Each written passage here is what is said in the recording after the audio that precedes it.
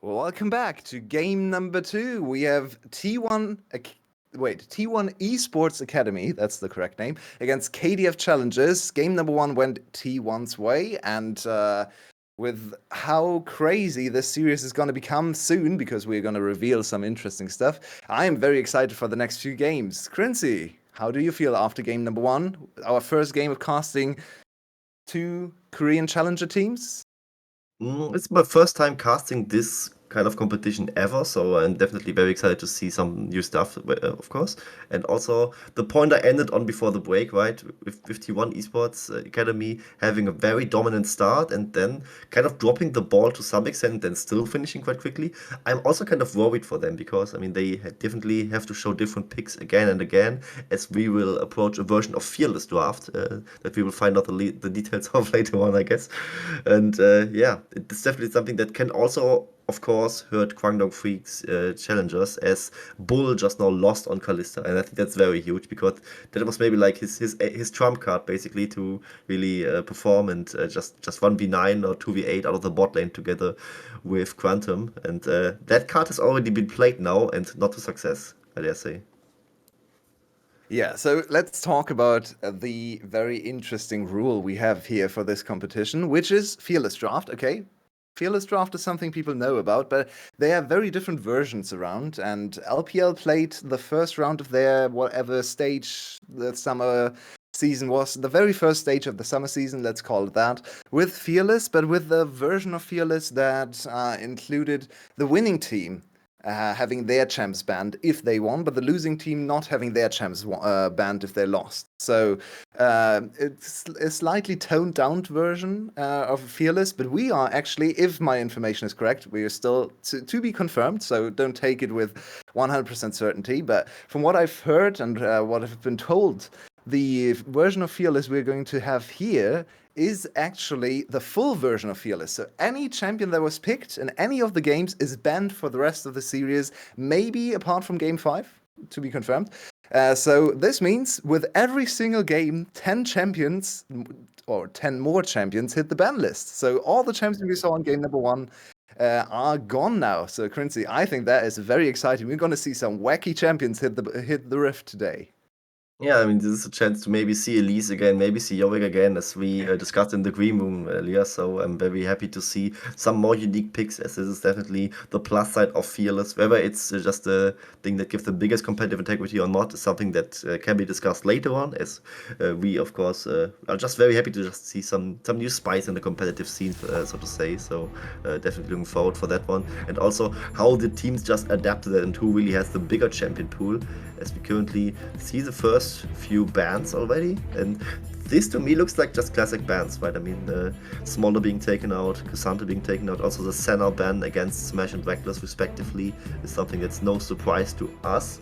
And yeah, we will see also a switch of the sides as Kwangdong Freecs Challengers now goes over to the blue side and T1 has to play from red side. Okay, yeah, my stream was lagging behind. I'm not sure why. Probably just a small little internet problem. But yeah, so bans are still allowed, which is actually a little crazy, I think, because the number 1 meta picks kind of get banned over the course of the series even more. And if anyone is ever going to leave them open, they're going to be insta-picked because, of course, their priority increases even more if you have more and more champions that are usually meta champions banned.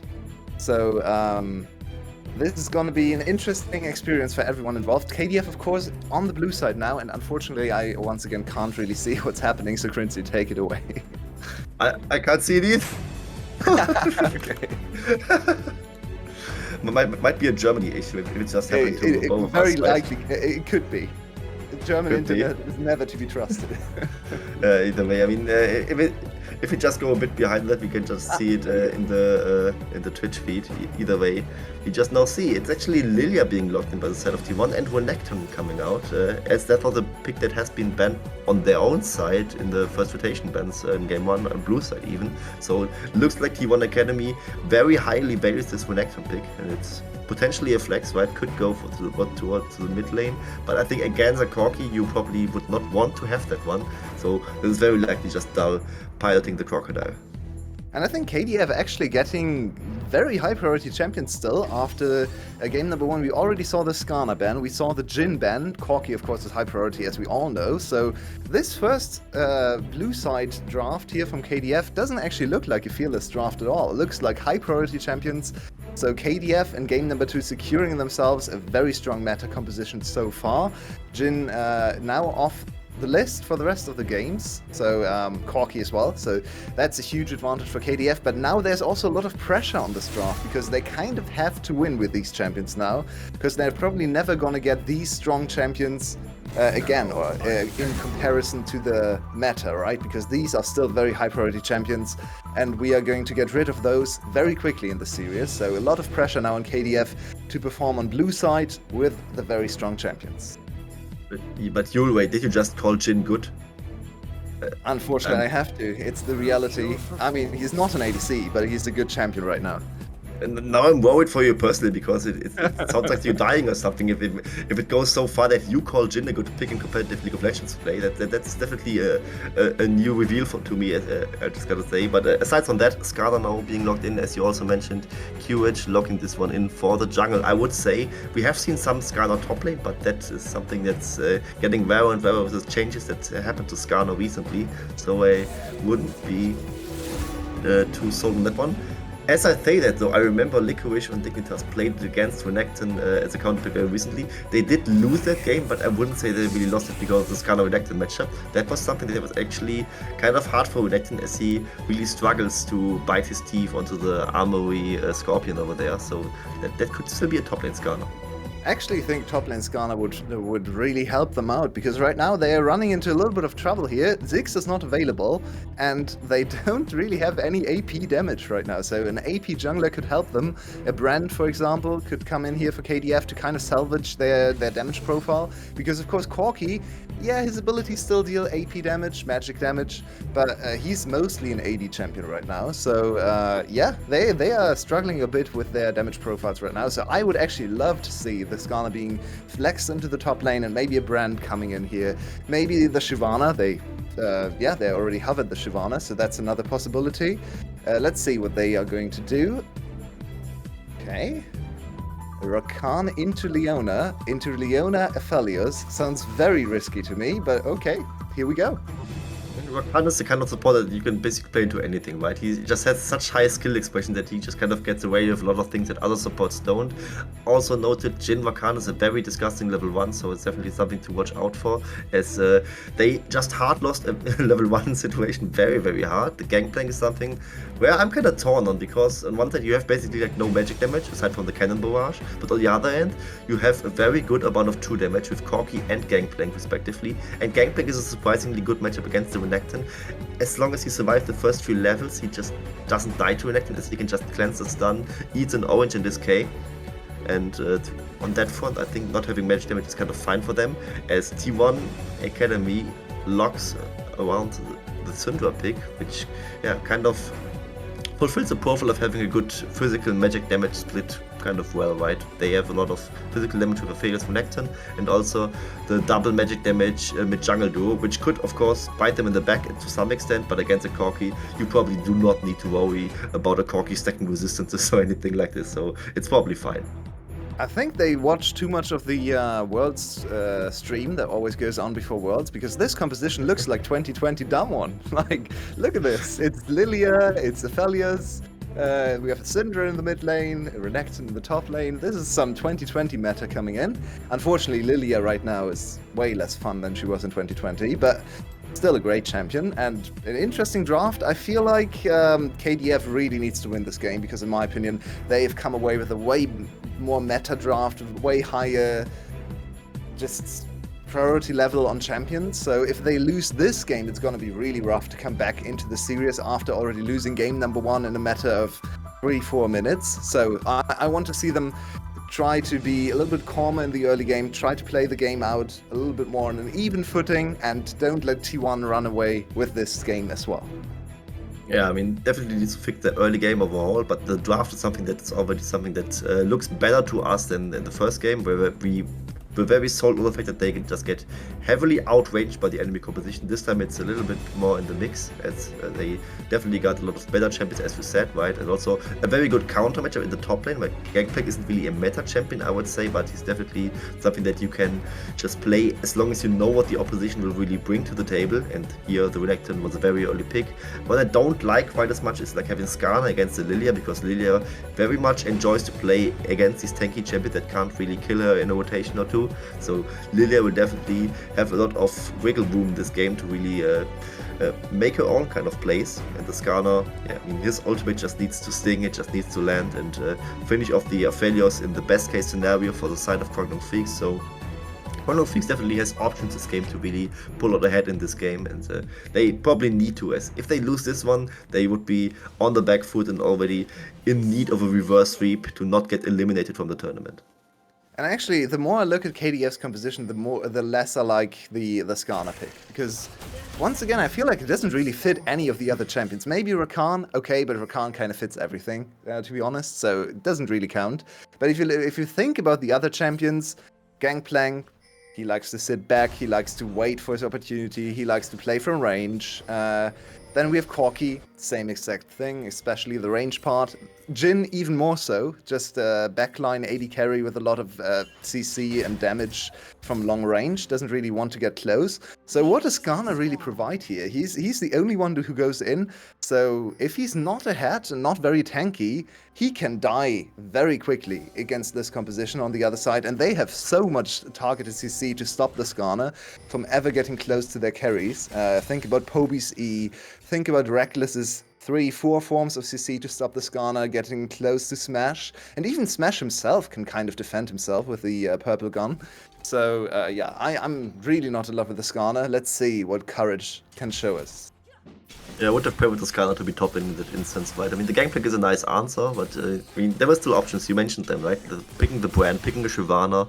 I think also something like a Talia could have worked in this composition, but that's kind of derailing from what we already see here in this draft. I mean, Skarner just works if Skarner is broken on the patch, or if it's just a very outstanding performance on the side of Courage. It's not unplayable, I would say, but it's definitely not something that inherently synergizes with the composition that they drafted, as you said. And now we see whether Kwangdong Freecs can make use of their composition. Of course, we see Lancer winning the level 1, where Gangplank is surprisingly strong for a scaling champion. He's virtually a range champion with a parley coming out, so definitely fine for now. And in the bot lane, you would expect like Jhin Rakan to win the level 1, or the race to level 2, I would say. Yeah, and the really annoying thing about playing against Gangplank, I think all of us know that, is you have to keep track of so many different things, right? When he doesn't hit you with his Q, he's farming with his Q, and if you ever step up into his freaking barrels, then you get slowed, you get true damaged, and you can die very quickly. So the champion kind of looks like it should be easy to fight against in the early game, but then it has so many tools, so many annoying little things that go his way. The only thing he doesn't really have early on, as you can see, is great wave clear, because the barrels just don't deal enough damage, and they're pretty easy to prevent, especially for something with as much presence as a Renekton early on. So Dal, with the early lane control, even though he's bleeding a little bit of damage here and there from the Qs from Lancer, but at least he can control the wave and force the Gangplank to just focus on CSing. Yeah, I think he definitely can, and also Lancer playing a bit for backer, because while he has basically Summoner Spell Cleanse on a basic ability, he still has no real mobility aside from his flash button, which is something that has a very high cooldown, so he doesn't really like to get ganked in the early game, especially against Renekton, who can really set up ganks very well together with the enemy jungler. I wouldn't really say Lilia is a good pre-6 ganker, she really isn't. She definitely just wants to farm up a Storm in the early game and hit level 6 as quickly as possible. And I say that though, she can at least like try to go for a bowling ball in the early game, as she just did, but here we see the effect of it, which is basically nothing. Yeah, she can follow up on setup from her lanes pretty well, especially with red buff, in my opinion. But oh, we have another attempt, and this time this is much more menacing, because that's actually the jungler coming in with the CC. One of the weirdest abilities in the game. I really hate it. It's the Skarner thingy going through the walls. But in the meantime, Dal is actually getting on top of Lancer. Lancer low on HP. He has to be careful, but he's fighting back, and he thinks he has an opportunity. He can flash Q. Yep, there it is. There's the kill for Lancer. This champion is just crazy. The amount of damage he dealt there with a true damage passive, completely turning around the fight. That's a huge win for the side of KDF. Oh, absolutely. I mean, you mentioned it, but you need to keep track of a lot of things against Gangplank, and that was, yeah, passive hit with Trial by Fire, then the Powder Keg coming in for a lot of decent damage, the Heavy Slow coming in, then another resetted passive proc from Trial by Fire, and then just one more parley to finish him off. He flashed out in advance because he knew it was coming, but Lancer just flashed on top of him to just really finish him off with the parley. So that's the first blood solo kill against the Renekton from the Gangplank, and this matchup is not going to get easier for you, I dare say. Do we want to risk a replay? Probably not, but I would really like to see his No. mana total there as he had the last Q to execute the Renekton, because he was like the second before, so he must have been very close to actually getting to the mana required to fire his Q there. Yeah, unfortunately we can't really do replays because it's too much to do at the same time, so apologies for that, but the Gangplank definitely with a huge advantage in the lane now, and he can just chill, he can just farm up his stacks, and the Renekton is never gonna really do anything against him again. Away for now, he definitely won't. The thing with Parley is it isn't really that much of a high mana cost, but I think it's 40 mana in the early game or something, so definitely something that seems expendable for Lancer. And yeah, we can't replace on a single observer, so that's something that's technically possible, but not something that I would advise to just really run, as you might just miss kills in the live game, which would definitely hurt the viewing experience. Yes, Dahl might find another opening if he just gets a little bit more of an AD. Power spike, and also with just gank assistance is also way easier. Here's the Dominus coming out and then trying to get on top of Lancer, kind of there. But they are both, and maybe he will die, but there will be some reinforcement. But this is Skarner going into a 1v2. Can he really he gets a kill here? He gets one kill, gets out. Yeah, 1 for 1 at the end of the day. They do get the prize of the Grubs, which is gonna turn around the overall outcome of the fight. I feel like we're still positive for T1, especially after being in such a bad spot in the top lane. They baited Lancer with his jungler coming into fighting back. I feel like he had a chance to get out of there. If he ulted on top of himself and slowed down both of his enemies, I think he could have potentially walked out, because Lilia didn't have the ultimate available there. Reckless is the tanky Leona, but that is still a Jhin with a 4th shot available.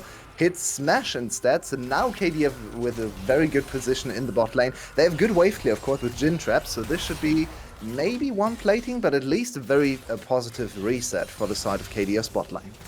I mean, absolutely. I mean, they force out the flash from Reckless in the 2v2 as well. Of course, while she has Hex Flash, that's still something that she wanted to have, as the Hex Flash cannot really be used defensively as well. There are some instances where you can really do it, but usually it's just an offensive flash replacement that's kind of having half of its value. As here we see, as you mentioned before, them getting, I think, one turret plating out of the bot lane, and now Bull just keeps pushing. It's also a CS gap being there that is yet to be closed by the side of Smash. The wave pushes into him, so he will at least get some minions, but he won't get all 20 that he is behind currently out of those. So definitely the bot lane of T1 is hurting this one, and the bot lane of T1 is the strong point of the map for them usually. So definitely something that they need to adapt to. As we also just saw that top lane is also losing, so not a good outlook for T1 Academy in this second game for now. Yeah, KDF definitely happy with their start. They are up in kills for the first time ever in the series. Okay, after the first blood they were. But yeah, the first game definitely went away from them way too quickly, and they recovered well. So yeah, speaks to their mental, speaks to their ability to reset. And I feel like, this could be dangerous. I think Lance is fine though. Yeah, looks like he's fine. But yeah, this the kind of game that game 1 was, where everything goes south so quickly, like literally in the first engagement of the game. I feel like it's a little bit easier to come back from, because you can just tell yourself, well, this is never gonna happen again. This is not an actual game. But here we have, well, yeah, here's Cleanse. He's fine. They're trying to fight back, but yeah, there's nothing really gonna happen, because Jhin, well, he deals a lot of damage, but he is not the most exciting of champions once he is a little bit on the back foot. So yeah, he's just gonna farm up. Reckless doesn't have his ultimate now, so maybe there's gonna be an opportunity, especially if Courage finds his way down to the bot lane. But at the moment, the Skarner is sitting in his top quadrant and trying to farm up some jungle camps. So nothing really gonna come in the bot lane soon. Yeah, I would say it's actually a negative trait for the side of T1 Academy. They expanded the Ignite and the Ultimate just for the cleanse and a little bit of HP from Bull. And if they aren't really punishing this HP window for the side of Bull, it isn't really amounting to anything for them. As you said before, that Courage might just come down to the bot lane, and with Solar Flare being down, the T1 bot lane is an easy target for them potentially. As Practice, yeah, out of both of his summoner spells. Smash on the other hand still has barrier, still has flash, and he's also on red white. Red white don't fight is what we usually say if we play against Aphelios. So Kwangdong Freecs definitely should be careful, especially in the 2v2 with a Jhin, where they can't really guarantee the quick shutdown of the Aphelios as easily. Lilia showed it, so. Okay. Yeah, she's revealed. At least she knows he's there with the sweeper and spots out the ward and the Jhin trap, but she isn't clearing away the Jhin trap. Dahl, however, despite losing this matchup in the early game so hard, now it's at a point where he actually can fight back against the Gangplank quite well. So maybe if he finishes his first item a bit quicker, there might be a way for him to actually win out again in this 1v1. Yeah, I think he's playing the lane really nicely, just perma-pressuring the minions, so Gangplank has to spend resources to clear the wave, which means he can't spend the resources to kill him. And this constantly forces mana out of the Gangplank, which means Dahl, in the long run, is gonna win, because he's a no-mana champion, so this is exactly how he's gonna play this lane. It doesn't really help much, and here's Courage, though in the long run, I wanted to say, but Courage has the ultimate on Gang, on the Renekton if he wants to, still has the ultimate available. Oh, but now he's out of range. Yeah, needed to flash, but he got out. I mean, Domino's there for the huge HP bar for him. One more colony to really get the stain off, and Slice dies out of there. Needed to flash because Scarlet's just such a sticky of a champion here. See, we see in the bot lane. They use Cannibal Rush to kill the wave and a Curtain Call to maybe try to hit Smash, but they can't really get him out as Reckless was body blocking the shots. On top side, there's still Void Drop pressure by the side of KDF, but he wanted something to say against that. They got on Lilia, and Lilia is dead. That was a really nice counter kill there onto the Lilia. Courage thought he was in trouble, and instead he just turned on the Lilia. Now Poby chased down. He doesn't have the auto attacks like the Corki, and that's another kill for Pumion. 2 kills to the Corki. On the top side, we have Lance against Dahl. Dahl doesn't have his ultimate, doesn't have his flash, but Lance are also not quite strong enough to chase him down. So in the end, it's a 2 for 1. Bull died in the bot lane, though. What happened there? Reckless killed him off screen, so it must just be him finding another Zenith Blade and just managing to kill Bull together with Smash, I would assume, because Leona on her own doesn't deal like 400 damage that quickly in the early game especially, so I think it was just Reckless kind of kill stealing it away from Smash, or maybe he just had to. I mean, we just assumed the best out of it when we didn't see the play, right? So it's just T1 get an 2v2 kill. So yeah, overall kind 2 for 2. Even exchange across the map, I'd say. It's a 2 for 2 across the map, but KDF spot laner is gonna be a little bit angry with himself because he really shouldn't have stayed for that long. He was on 200 HP even before he cast his own ultimate, so probably should have just taken the reset instead. Courage. Oh, Poby in trouble. There's no ultimate on the Skarner, but still very low. Poby doesn't have a flash. Another kill over to Pongyong. And that is a strong Corki on the side of KDF. They have a lot of hope in this game. Oh, absolutely. 3-0 on him now. I didn't see the Syndra stack, so can't really compare that to him exactly. But this is also scary because Pyongyang hasn't really started to be a champion yet. He is on the tier still. He's not finished his Triforce, so the point where he is really starting to get strong is not happening as of now, and he will get even stronger in the later stages of the game. So it will definitely be a scary prospect. Also, scary from the last exchange was the following. While it was a 2 for 2 trade on the whole map, Kwangdong Freecs got most of the Void Drops. They got 5 out of 6. T1 did a single one got kind of spilled over or something.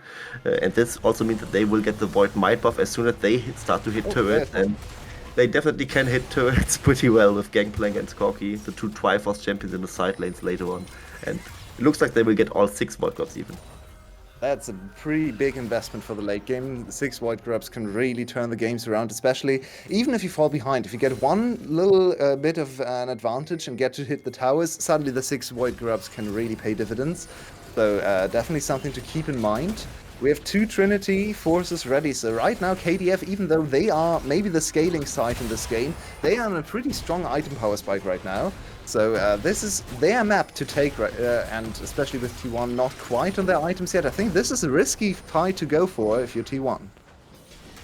Yeah, looks to be very risky, as they don't really have the vision about the Herald area, and they already are in the position where they are kind of behind. And now a beautiful setup for the curtain call by the side of Bull. Can he really finish a kill? He can't, as he just chunks Reckless a little bit. One scared could go for the steal. What are they doing? There's Lilia, she just overstepped. That is a completely avoidable kill. That, I mean, you have to call that out. That was just foolish from the T1 side, and especially Guwon.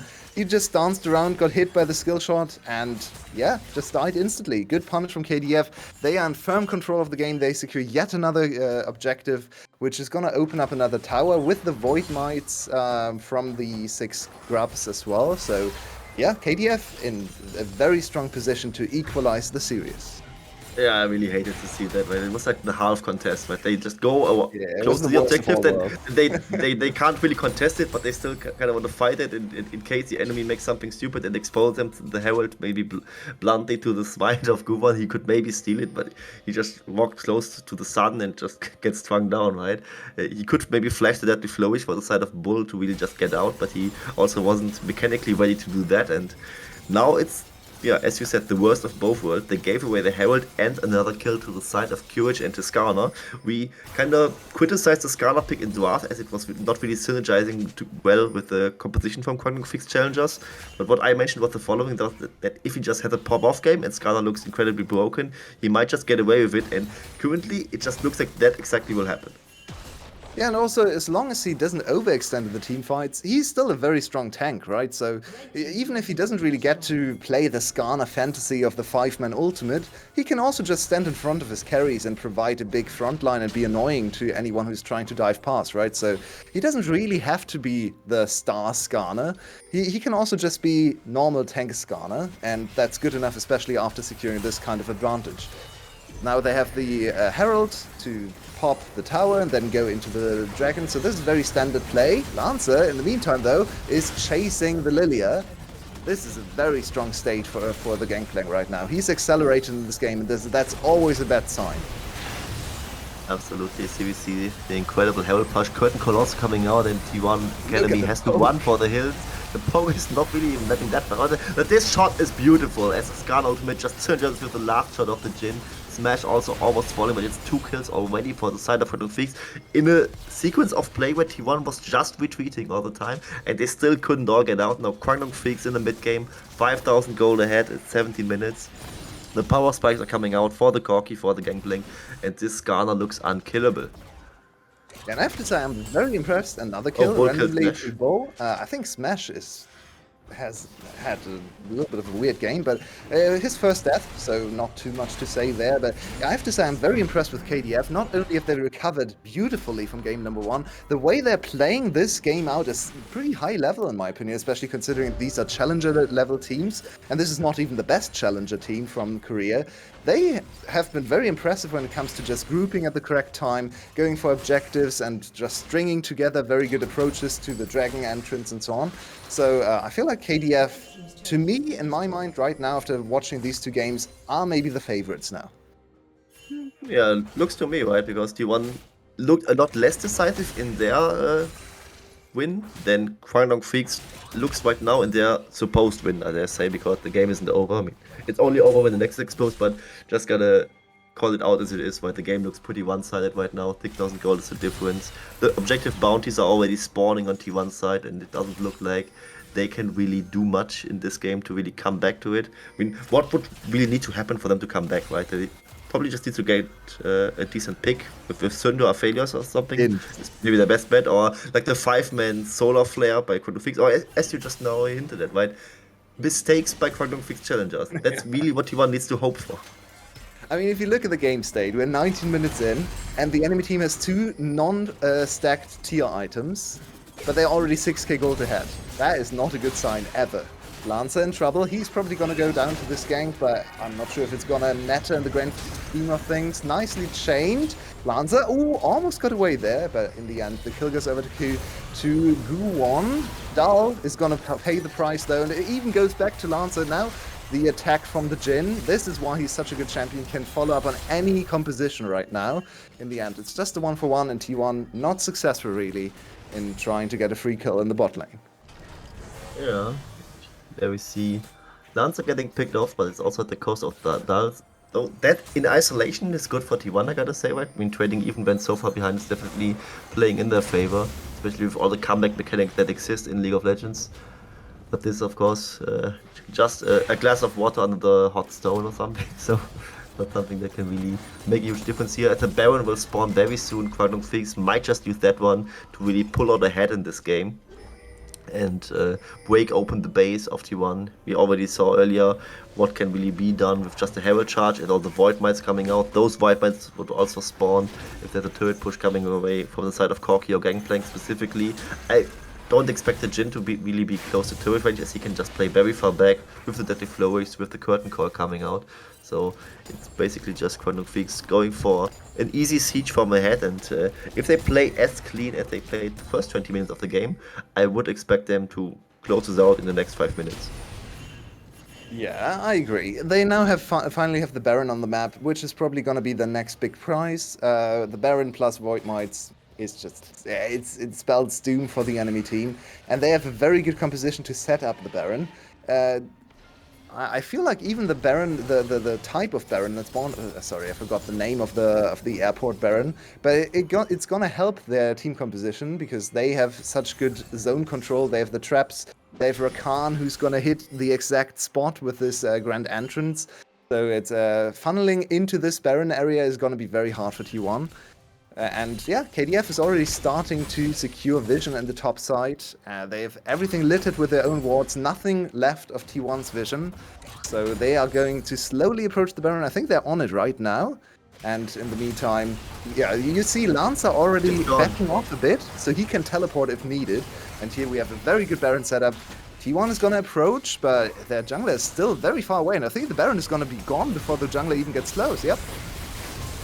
Google get somewhat close, I gotta say. The Baron just now being finished, the fight immediately being blown out, with the Curtain Call coming out, and probably just Kwangdong Freecs happy to just run away, or are they just going for the re-engage here? They actually just might. Guwon being the stasis will just buy some time to really delay the inevitable death of Guwon. A smash almost dies to the barrel, and here's a quickness engage just to kill Poby. Some roads lead to him, but not all of them, as there's 2 kills coming out. Make it free as Pyongyang just farmed the Renekton in the side lane, and Renekton dying in the side lane against the Corki, not a very good outlook, as Bull just snipe smash, and this might just be game. Baron in the 4-0. What can T1 do? Nothing.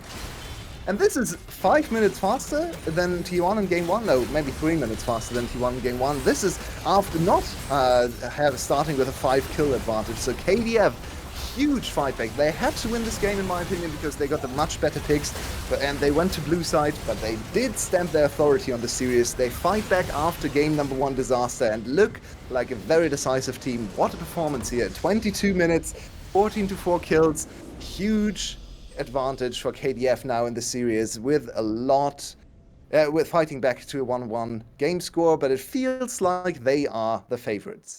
Yeah, definitely feels like it. As their win was much more decisive than T1 Academy's win in the first one, and Kwangdong Freecs is definitely ready to go further in this tournament with their performance looking very hot right now. It's 1-1 tied in the score, however, so still 2 more wins to go for one of the teams to qualify for the next round. So let's wait and see how the adaptations will be for the next game, as we will go for a short break.